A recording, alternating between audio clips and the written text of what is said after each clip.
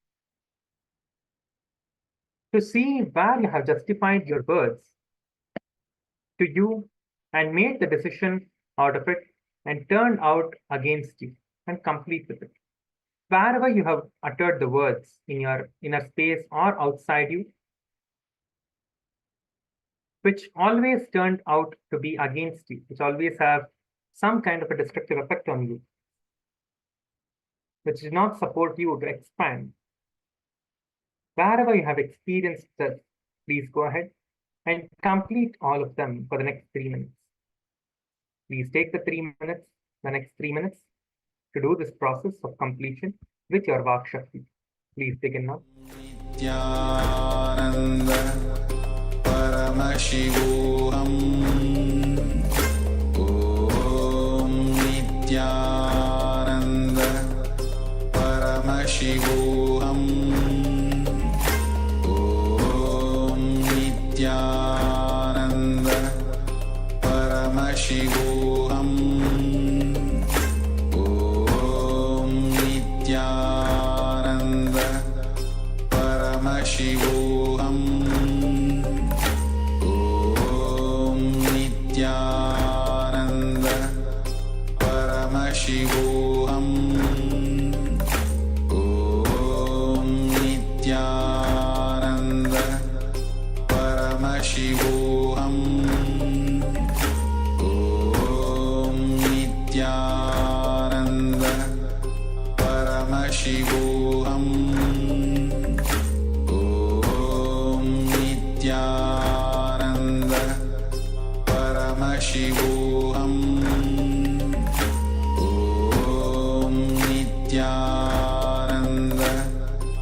Paramashivoham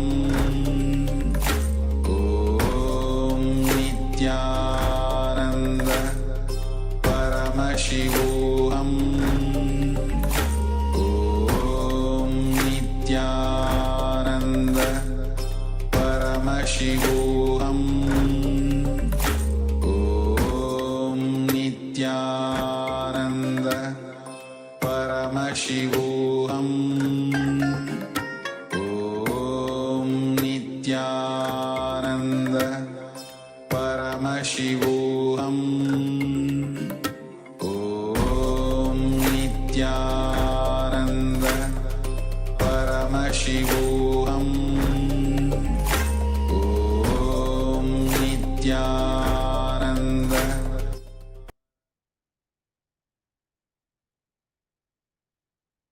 Now, let us enter into the next step and the next process, where we are going to be listening to the Supreme Pontiff of Hinduism about the arithmetic logic, where Swamiji is going to give us the deeper understandings about how we should not equate our life to the arithmetic logic. And let us now enter into the revelations by the Supreme Pontiff of Hinduism. Please sit with your head, neck, and spine in a straight line in the space of Upanishad, in the space of absolute listening. And now let us enter into the process.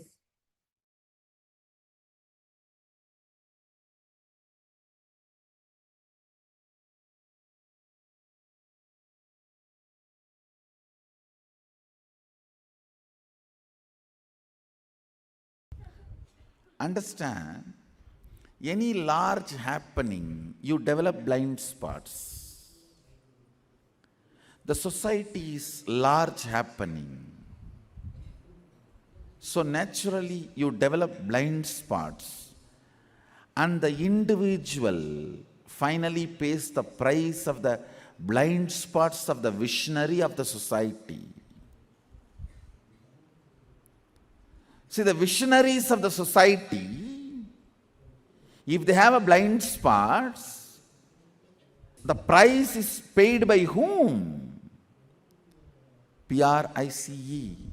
Is paid by whom? Price is paid by the people who are following. But all the praise, P-R-A-I-S-E, goes to the people who created the vision, who are responsible for these blind spots. Understand? Price paid paid by one group, praise received by another group. To break this unconscious rut, getting caught by the overdosed, multi-arithmeted, understand the word I am using, multi-arithmeted. This multi-arithmeting logic can make you believe anything into anything. Listen. Multi-arithmeted logic. If I have to give you an example of this multi-arithmeted logic, many memes you will see in the Facebook. Cockroach is afraid of rat. Rat is afraid of cat. Cat is afraid of dog. Dog is afraid of you. You are afraid of your girlfriend. Finally, your girlfriend is afraid of cockroach. You see many of these memes. Actually, this is what is arithmeted logic. See, for fun, okay. This whole memes, as long as it is fun, okay. But unfortunately, many times in your life, you start believing this kind of logic. See, for fun, this is okay, but not for logic, not for taking decisions about your life. Cockroach is afraid of rat, rat is afraid of cat, cat is afraid of dog, dog is afraid of you, and you are afraid of your girlfriend is afraid of cockroach. This is what I call arithmeted logic. Understand? Reduced version of consciousness is vidya. Diluted version of vidya is knowledge. Diluted version of knowledge is information. Diluted version of information is logic. Diluted version of logic is mathematics. Diluted version of mathematics is arithmetic. Understand? You cannot equate arithmetic to consciousness. During every dilution, one of the vital qualities is lost. Your cognition needs to be fed with the right understanding of how this roughly equating is a crime you are doing. The moment you equate your life into equal to your consciousness, you are called human being. Till you do not equate, you are a being. The moment you cognize, the life you perceive is equivalent to the consciousness you have dropped yourself to human being. You belong to Bhuloka. Chine punnye mardyalokam vishanti. Understand?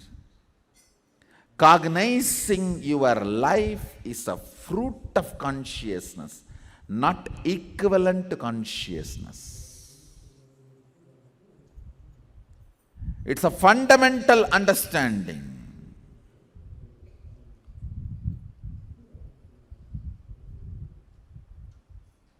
Listen carefully.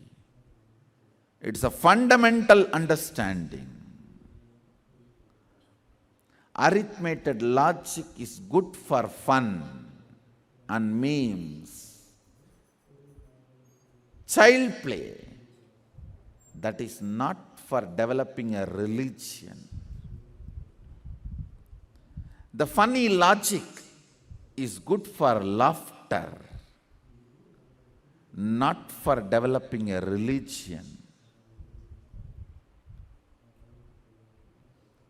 Cockroach is afraid of rat, and rat is afraid of cat, and cat is afraid of dog, and dog is afraid of you, and you are afraid of your girlfriend is afraid of cockroach.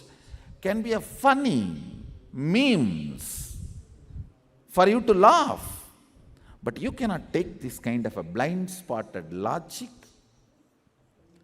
and apply and develop religion.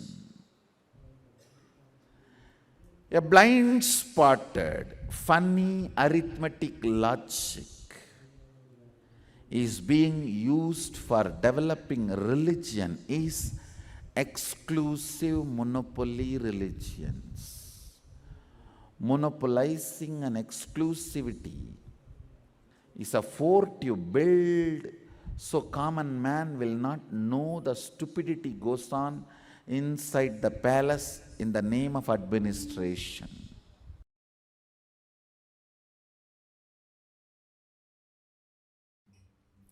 Arithmetic logic is not absolute. Anything which is not absolute, you take decisions based on it, becomes your cognition, a damaged cognition produced by decisions taken on non-absolute logic will develop large blind spots in your system. I'll repeat, listen. Decisions taken based on the logic which is not absolute, all those decisions become your cognitions. Those cognitions will have large blind spots. If you are having this difficulty in your life, I know what I am doing is wrong, I don't know why I am doing. Means you believed this cockroach girlfriend logic. Cockroach is afraid of rat, rat is afraid of cat, cat is afraid of dog, dog is afraid of you, you are afraid of your girlfriend is again afraid of cockroach. No, it's a good joke. But if you apply this logic on your life and take decisions based on this kind of arithmetic logic, your life will be cruel joke. Good joke should not become cruel joke. Listen. Many times, logic inserted into your system through good jokes becomes part of your thinking, thought current, which becomes a cruel joke. Cognitions developed based on arithmetic logic, which is not acid washed, about which you did not do any investigation. You allowed the blind spots to grow. Place a cruel joke on your life. Listen. We do have a lot of haunting questions. Why this to me? Why this not to me? Why not this to me? All these haunting questions, you need self-consoling answers. Especially some of the terrible questions. What happens after death? Where was I before my birth? What is going to happen if I do only good? Why should I not do bad? Why should I do this? Why should I do that? Whether it is superficial questions or fundamental questions, there are tons of questions haunting us. A set of answers or the answer generating thought current? Listen carefully. Set of answers for these questions become philosophy. A set of thought currents which generates multiple answers for these questions becomes darshana, tattva. Understand? Set of thought currents which generates answers for these questions, which can be an amazing self-consoling, which can just put you to rest. But of course, they are not experience, because neither your questions are from experience, nor the doubts are from experience, or the haunting questions are from experience. Most of the haunting questions are also only entertainment. It really happened. One big guy, a very big, powerful government official, came and met me. He said, Swamiji, I have come all the way, traveling from Delhi to meet you. It happened few years before. And just tell me quickly what is God and how to achieve God.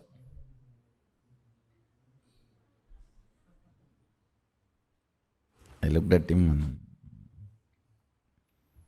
and he was not even sitting. I told him, please, why don't you settle down? No, in 20 minutes I have to go and catch my next flight. God, within 20 minutes?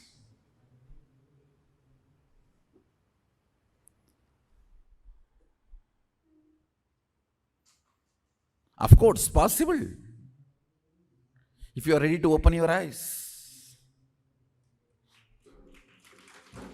Understand?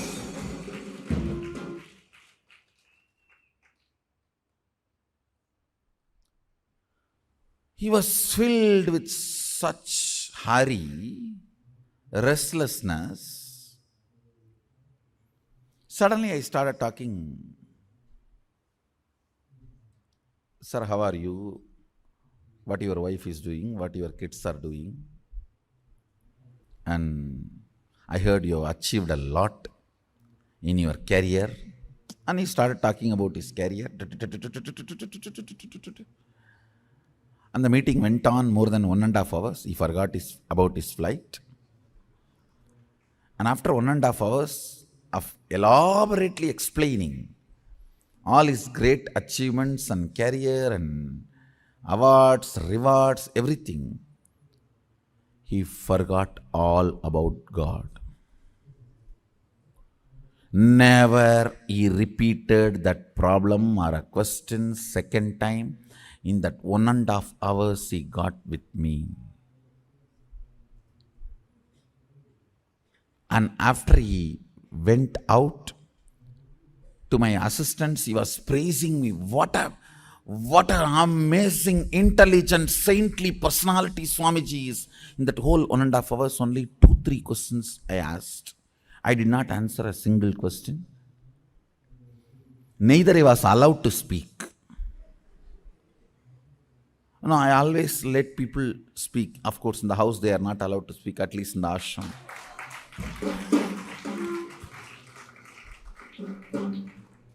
Why do you think many grihasthas find ashram very happy? Because almost they don't need to meet their spouses. They don't need to meet them for food.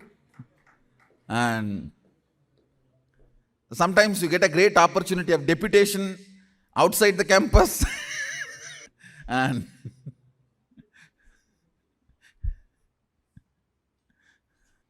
I am seeing a lot of people clapping in Tanjore and Trishulam and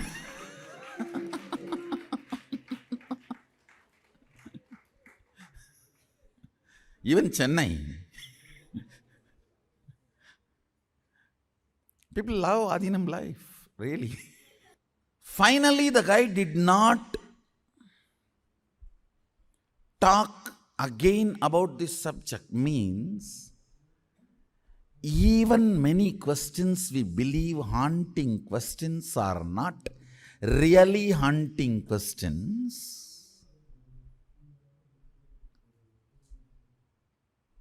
Because they are imaginary haunting questions, the imaginary answers are more than enough. Understand? Each of the darshanas will connect, resonate based on the depth of the question or depth of the cognition from which you are operating.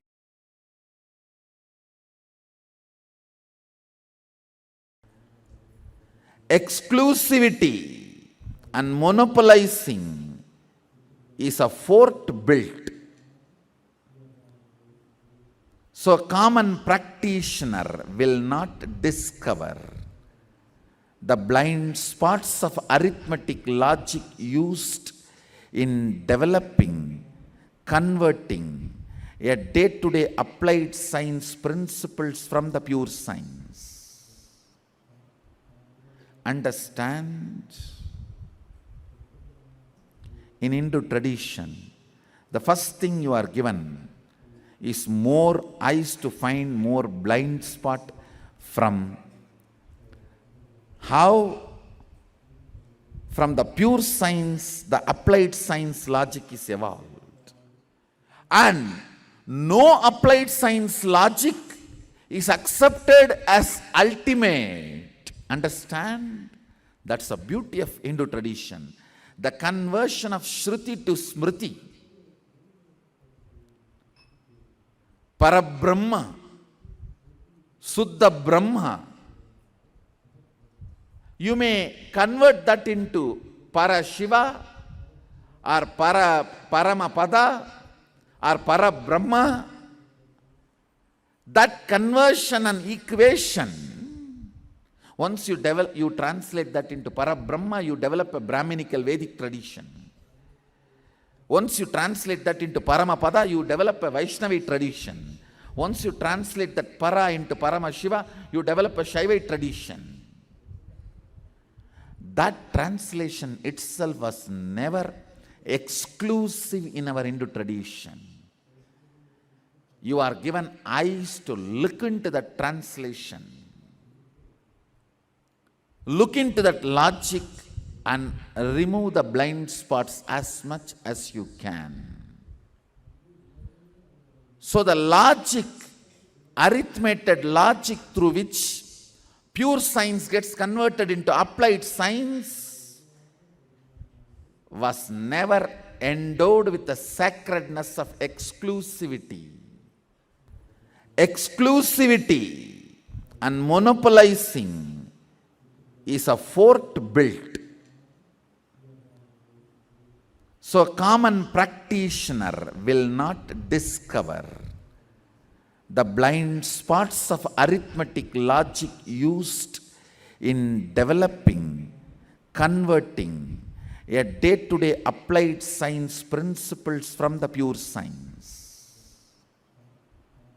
Understand? In Hindu tradition, the first thing you are given is more eyes to find more blind spot from how from the pure science, the applied science logic is evolved. And no applied science logic is accepted as ultimate. Understand? That's the beauty of Hindu tradition. The conversion of Shruti to Smriti. Parabrahma, Suddha Brahma. You may convert that into Parashiva or Paramapada or Parabrahma. That conversion and equation, Once you translate that into Parabrahma, you develop a Brahminical Vedic tradition. Once you translate that into Paramapada, you develop a Vaishnavi tradition. Once you translate that Para into Paramashiva, you develop a Shaivite tradition. That translation itself was never exclusive in our Hindu tradition. You are given eyes to look into that translation. Look into that logic and remove the blind spots as much as you can. So the logic, arithmetic logic through which pure science gets converted into applied science was never endowed with the sacredness of exclusivity. Understand arithmetic logic entering into the science of consciousness may develop socio-political revolutions, but not a religion. Religion means developing an applied science methodology from the pure science without developing blind spots and leaving all the doors open for further purification and further inventions and discoveries. Understand? Exclusivity,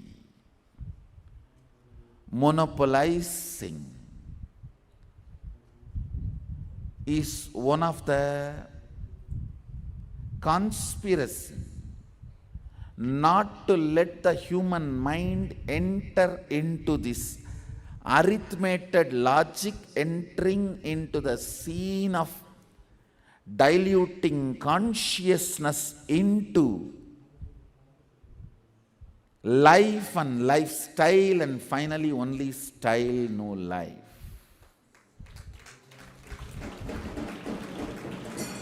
Understand? Arithmetic consciousness to life itself is a crime. Life is result of consciousness, not equivalent to consciousness. Mango fruit is result of mango tree, not equivalent to mango tree. Coconut is result of coconut tree, not equivalent to coconut. This roughly equating and the attitude of chalta hai in the plane of human consciousness. Understand? Today I am almost reading out Akashic records.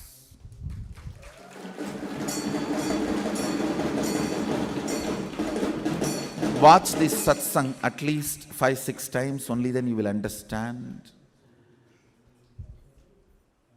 The Shruti getting converted to Smriti. How, if the exclusive arithmetic logic is used, blind spots get developed in it. The pure science becoming applied science methodologies, and how the purity can be retained in that plane, how the blind spots get developed by the exclusivity and monopolization, how this roughly equating for the sake of convenience of understanding develops some of the large blind spots and lets us live in ignorance. Understand? Blind spot cannot be third eye. Third eye is which makes you discover blind spots, not the blind spot itself. Tat is not tattva. Third eye is not blind spot. Consolation is not completion. Coming to terms is not completion. Completion is completion. Understand?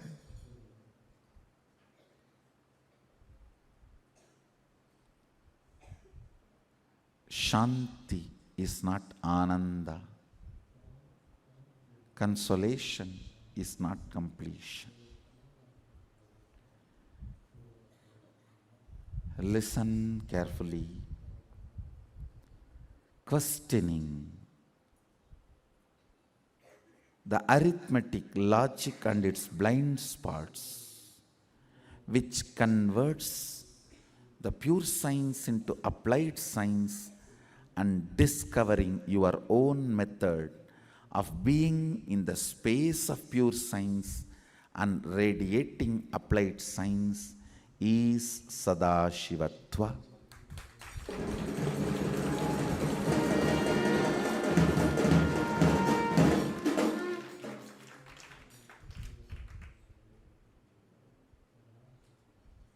Coming to terms with it is compromising. Coming directly face to face is completion.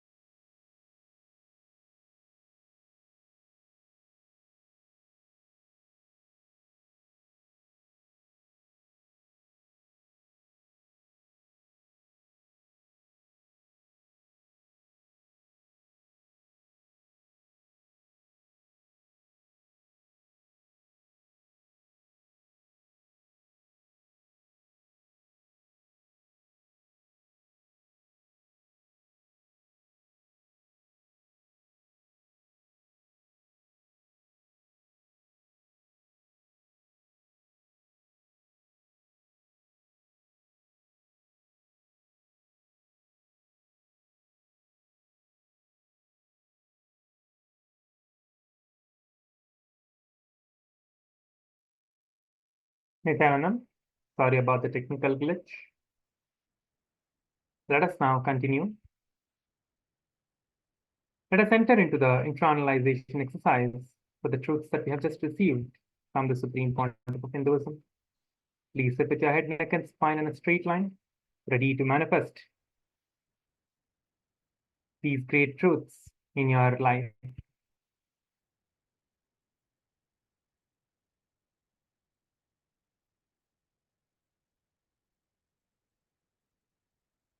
So first,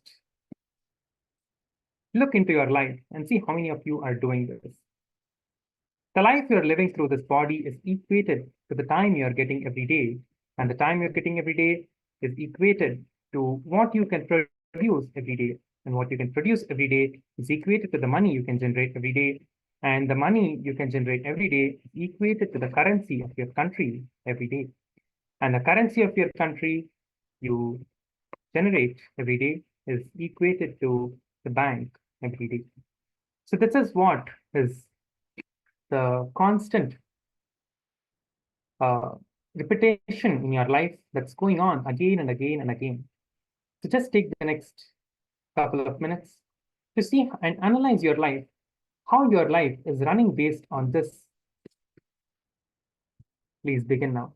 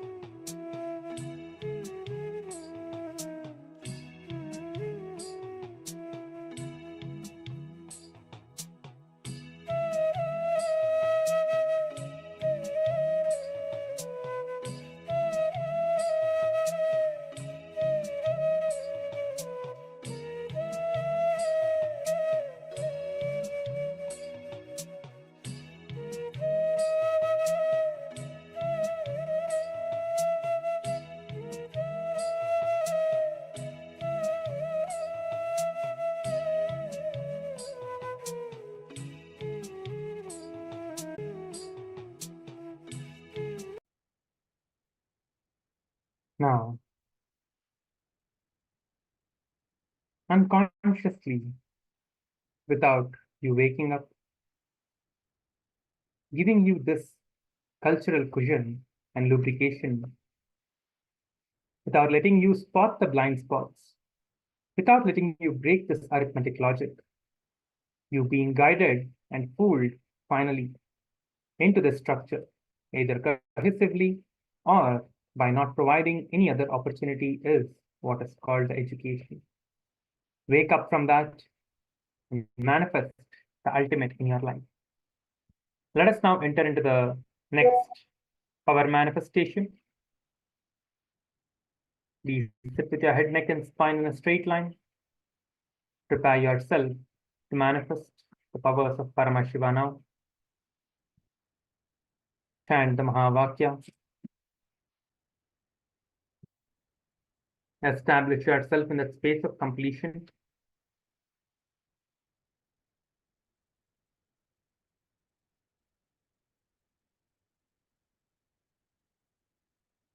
Let us now manifest the powers of Paramashiva.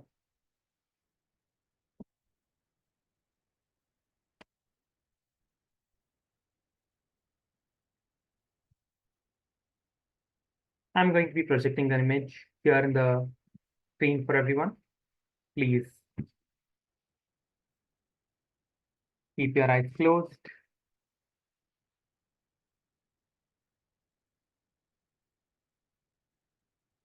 Sit with your head, neck, and spine in a straight line.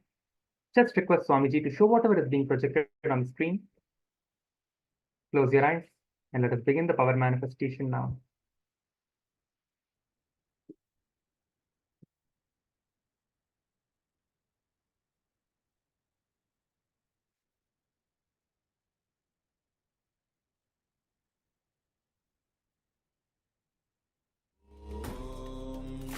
Nithyananda Paramashivoham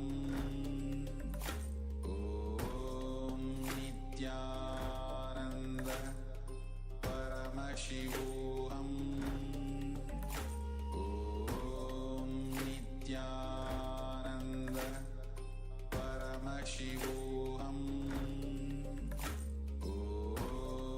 Nithyananda Paramashivoham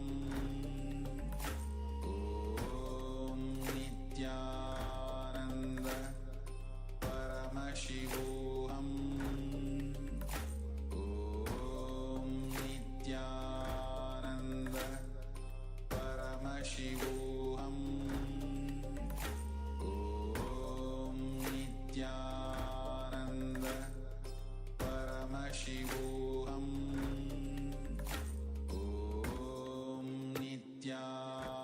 Nithyananda Paramashivoham Nithyananda Paramashivoham Nithyananda Paramashivoham Nithyananda Paramashivoham Nithyananda Paramashivoham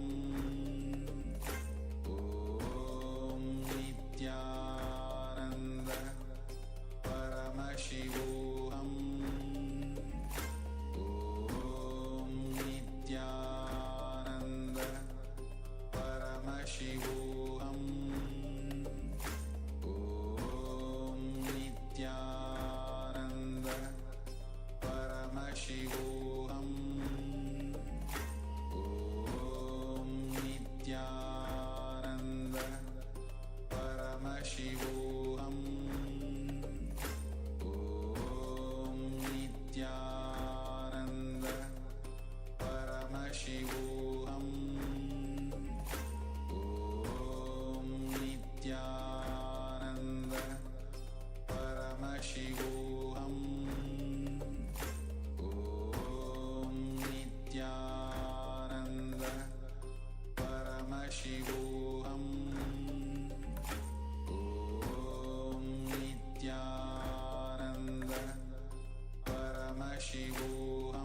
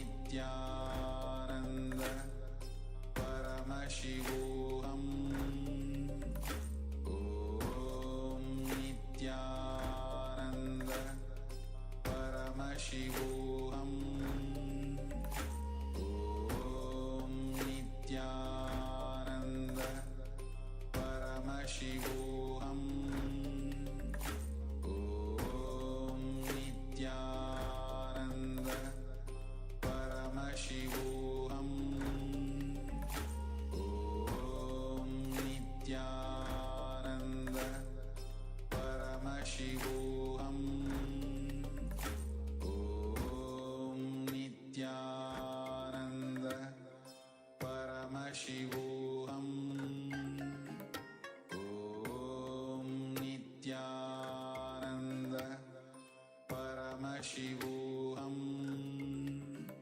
Om Nithyananda Paramashivoham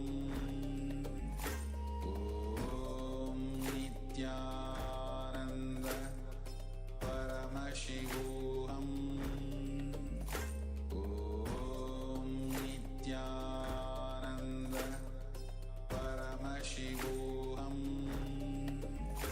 Om Nithyananda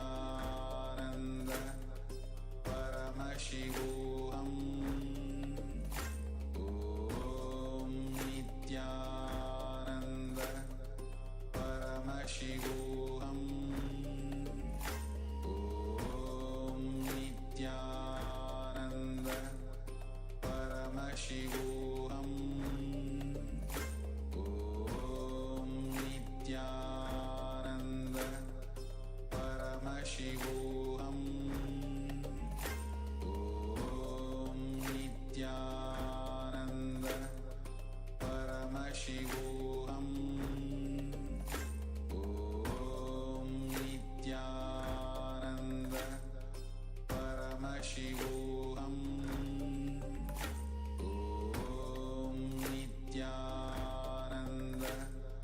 Paramashivoham. Now, please open your eyes. Let us verify the manifestation. Please take the next few moments to quickly verify whatever you saw through the third eye. Please go ahead and post it in the Zoom chat. And let us know what you saw through the third eye.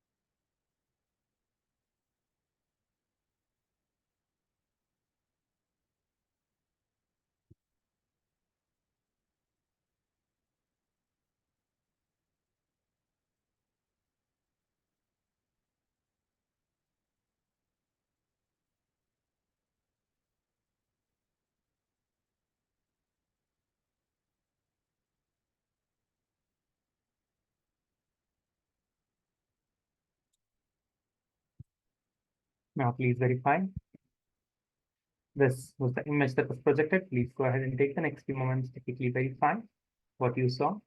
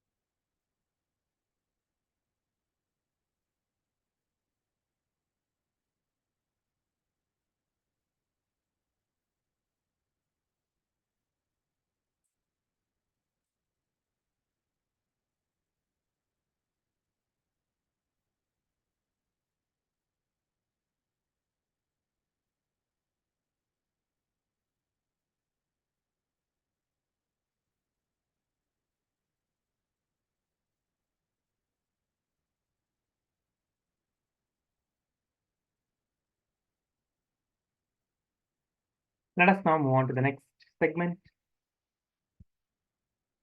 Now we are going to be looking at the three different types of love and their integrations. Many people confuse love and lust. They think that lust is love, or confuse themselves with lust and love. This is one of the greatest tragedies. The person who thinks lust is love remains confused to the physical plane. He never raises higher than that. He has no idea that there is a higher plane. He remains in the basement of his house. Man has three planes of love, three planes of being, which are animal, human, and divine. First is the plane of lust, which is the animal plane. It is the crude form of love. It is not that love is not present there, but it is mixed or polluted by dross, greed, and desire. That's all. Our being becomes more refined. We enter into the second plane. We transcend into the human level. We experience the possessiveness, jealousy, and since the human love is in greater understanding than the animal love, one does not simply use the other person for his or her own gains. Human love is capable of seeing each other unto an end of itself. The third type of love is the divine love. It is love in its highest form, almost like a prayer. There is no possessiveness.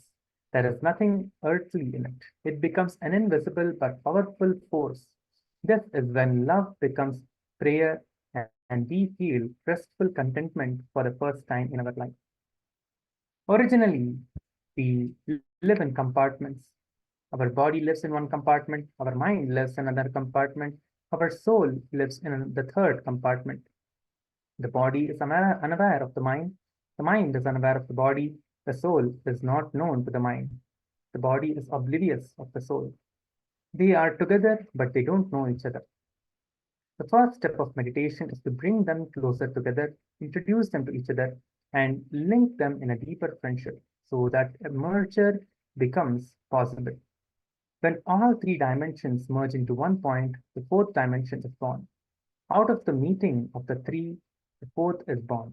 The fourth is God or existence or divinity or whatever you wish to call it. Buddha says, I live in commune. He means don't direct your attention towards me, direct your attention towards the whole world. The object of love is removed, then the whole world becomes the object. Then you will never enter into the suffering. The first thing we need to understand is that relationships can happen causelessly, without any reason. Only then we will understand the experience of love is much more important than the object of love itself. You must have at least one relationship in your life that exists for no reason. If you don't have such a relationship, be very clear, even if you have money, deep down you are still poor. From today onwards, start relating with people, someone, any one person, for just the relationship, just for the sake of relationship, for no other gain, physically, mentally, or any other uh, benefits between each other. Just experience the costless love for once. After that, if the money is shared, if the body is shared, it is okay. The quality is totally different. You should have at least one relationship in your life. As of now, every action of yours is driven by fear and greed. You are fueled by fear and greed. That's why you feel lonely and tired. If you try this technique, you will suddenly see that your body and mind start functioning without the need for fear and greed.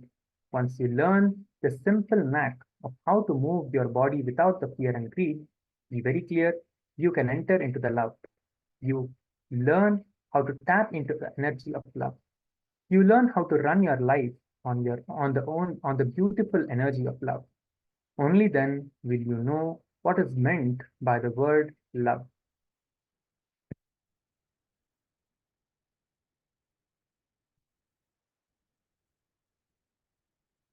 A new center will be awakened in you. A new energy will start radiating in you.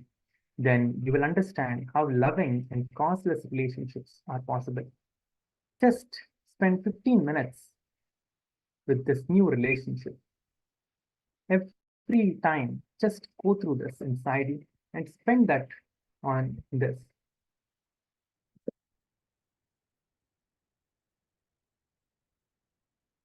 Take the next few minutes and spend the next 15 minutes with this new relationship. Let us begin now. Let's begin this process. Please start.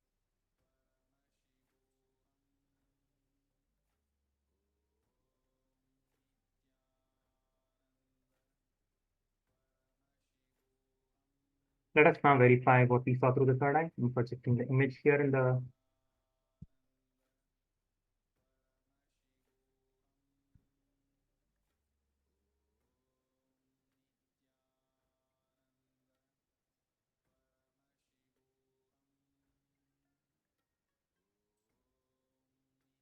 this is the image that was projected. You can see and verify now.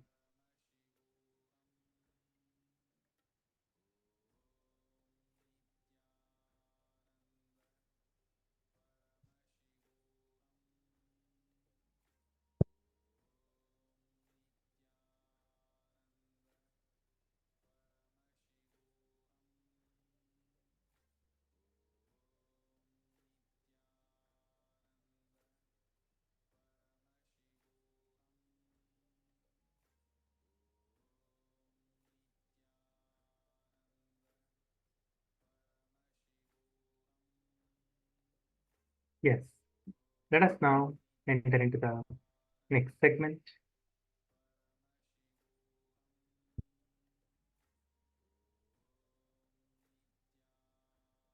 Love, hatred, and attention need is the topic of the next session. As long as love is conditional, hatred and love are opposite sides of the same coin. Love can flip into hatred the moment we feel that our expectations are threatened. In love of this type, it remains love only as long as the conditions remain as expected. The moment the conditions change, the love also changes.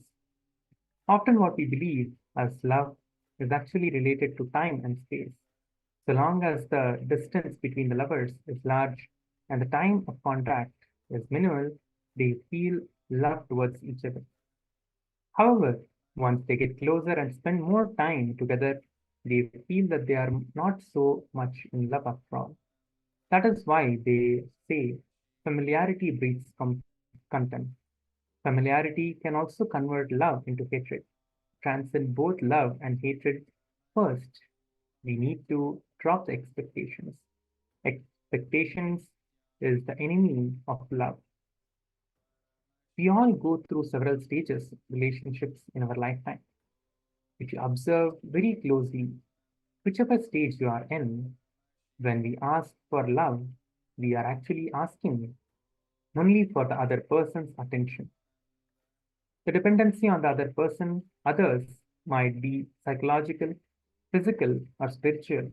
For example, when you accept someone to lend you a shoulder to cry on, you are dependent upon him or her physically. When you expect someone to provide you with money or fulfillment of your bodily pleasures, you are dependent upon him or her physically. In whatever way people may fulfill this dependency, what it boils down to is attention that they give us. The idea of love is nothing but getting the attention of the other person in some way. Make an honest list, at least one or two persons in your life with whom you really love. We love anyone who pays us compliments and we think twice before arguing with them.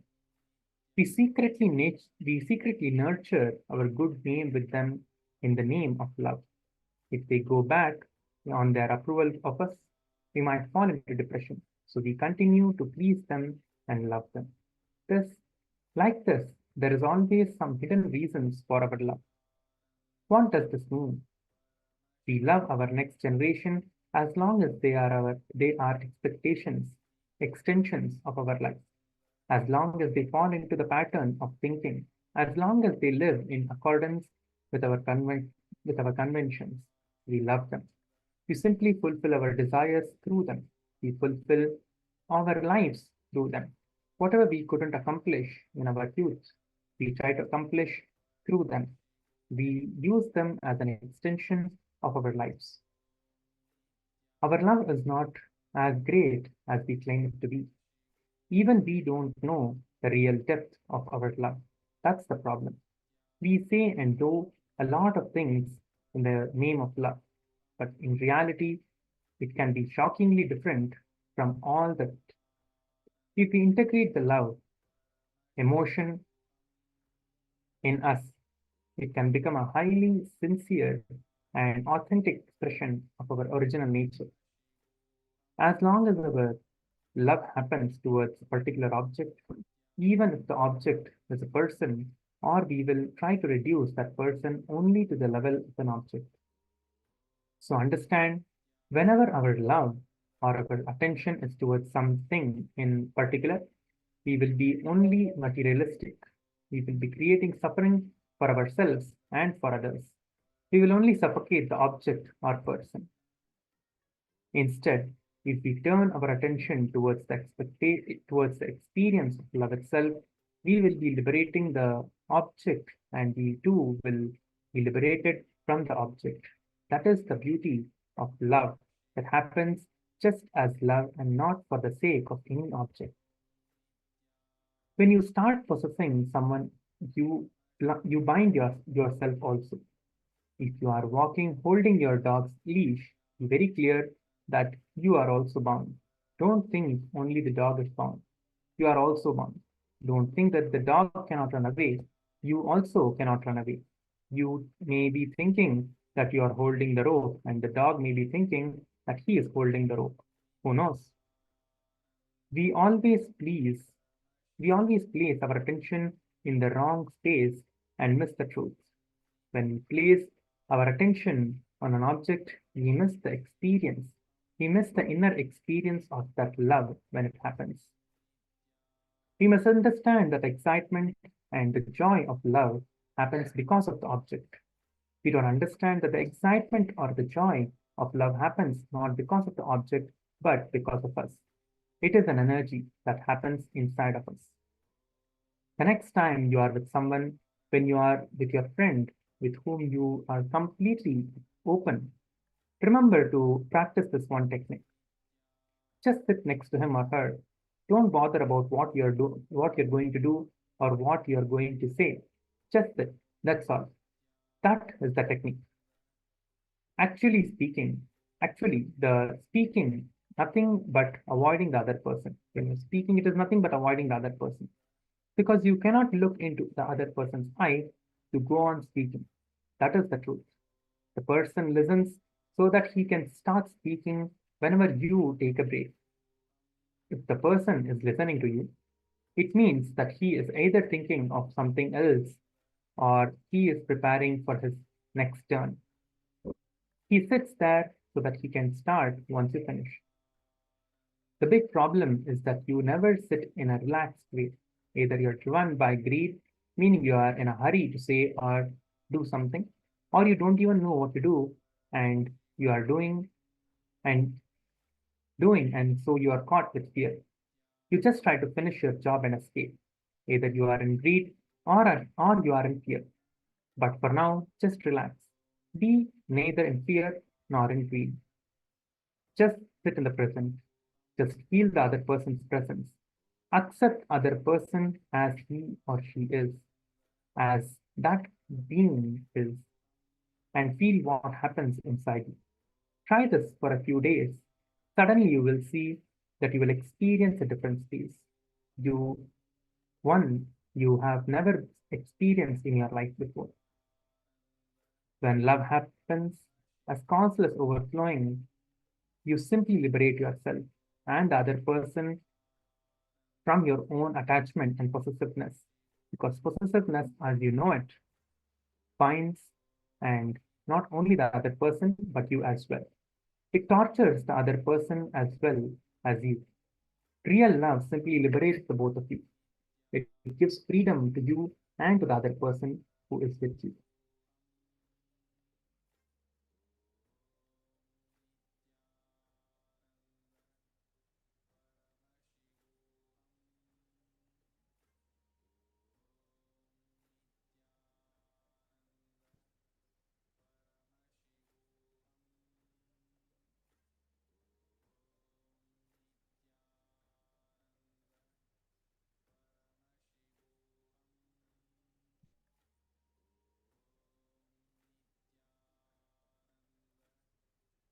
Let us now look at the love in relationships. In real life, We always look to express our love towards others in some tangible way.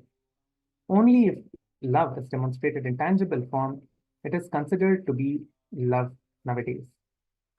In real life, we always look to express love towards some person. If you really love a person, then your very body language will show it. It will be too much to express it in words. You will feel that words are inadequate and will only bring down the love that you feel. But if you're using words, then somewhere the love using words, then somewhere it is lacking. Real love liberates because it doesn't compel you to express it and fulfill all the time. It is just there. Real love also gives you the freedom to freely express what you want to express.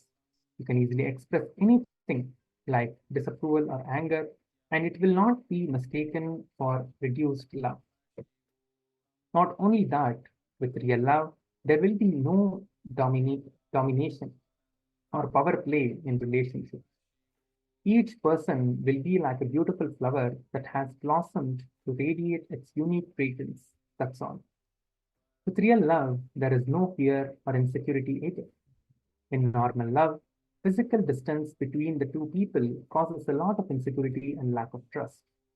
But in real love, doesn't look for utility. It operates in sheer trust and in also beyond time and space. As long as love is there, no relationship can be boring. Understand, as long as there is love, every object and person is unique. When a person passes away, you grieve only because you regret not having loved him completely. You can love him completely only when your love itself is complete. It doesn't have anything to do with the other person. It doesn't matter what kind of a person he is. That is the beauty of love. It loves for the sake of love, not for the sake of the other person. If you are grieving for the loss of a person, be very clear, you are grieving because you missed loving him in totality. If you had loved him in totality, you would be saying goodbye to him with complete restfulness, not with grief. You grieve only because you missed something somewhere. Even if it is your own father or husband or wife, it is the same. If you had radiated your causeless love to them when they were alive, then when they left, there would not be any regret. But if you had loved them with rationalization, then when they left, the incompleteness of your love towards them would create a hangover, and that hangover is what you feel as grief. Sit down comfortably by yourself and close your eyes. Focus on your heart region. Please do this meditation process now. Exclude everything else. Focus only on the heart. Visualize your heart as an endless reservoir from where blessings can overflow. Feel every heartbeat deeply. Let every beat resound through you. Between the heartbeats, feel the energy of love happening. In the deepest parts of the body, mind, and soul, the love energy is waiting to be acknowledged. Invite the love energy of the heart to flow and fill these deepest parts of your body and mind and soul. Practice this for the next 5 minutes. Please take the next few minutes and do this process intensely.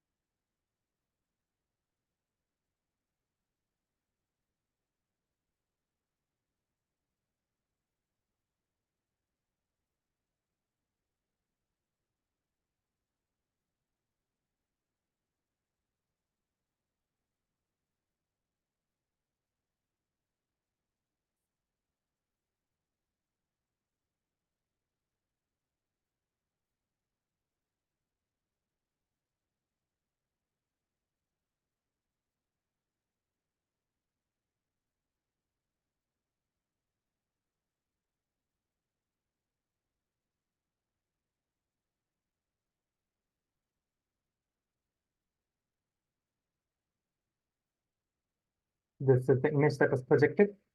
You can all see and verify now. You can see the image that was projected to you all during the manifestation. Please verify it.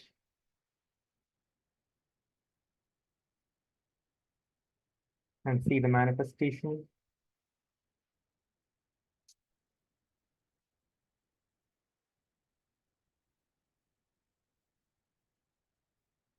Please let us know how you have manifested this power of the third eye blindfold reading. How much of the power you have manifested, how much of the power you were able to manifest. Please let us know. And with this, we come to the end of today's power manifestation. Let us now offer our gratitude to the Supreme Pontiff of Hinduism for giving us all this beautiful opportunity, of giving us all this wonderful opportunity to manifest Paramashiva, to manifest Swamiji in all of our lives through the Paramashivoham program. Please sit with your head, neck, and spine in a straight line. Close your eyes.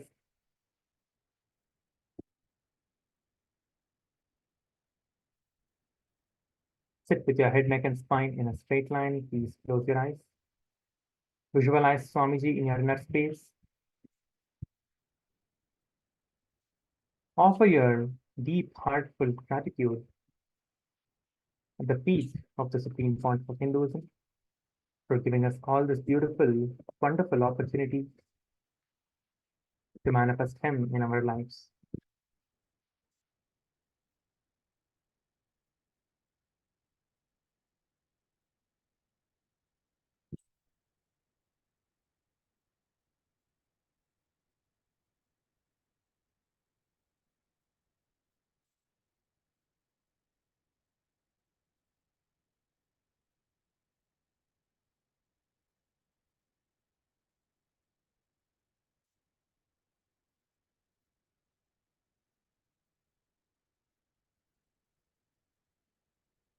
Let us now conclude with the Purna Mantra.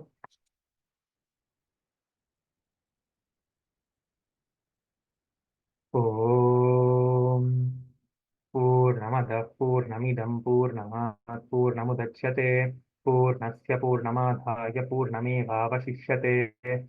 Om Shanti Shanti Shanti. Hari Om Tat Sat Sarvam Bhagavat Shri Nithyananda Paramashiva Padukarpanamastu. Om Nithyanandam.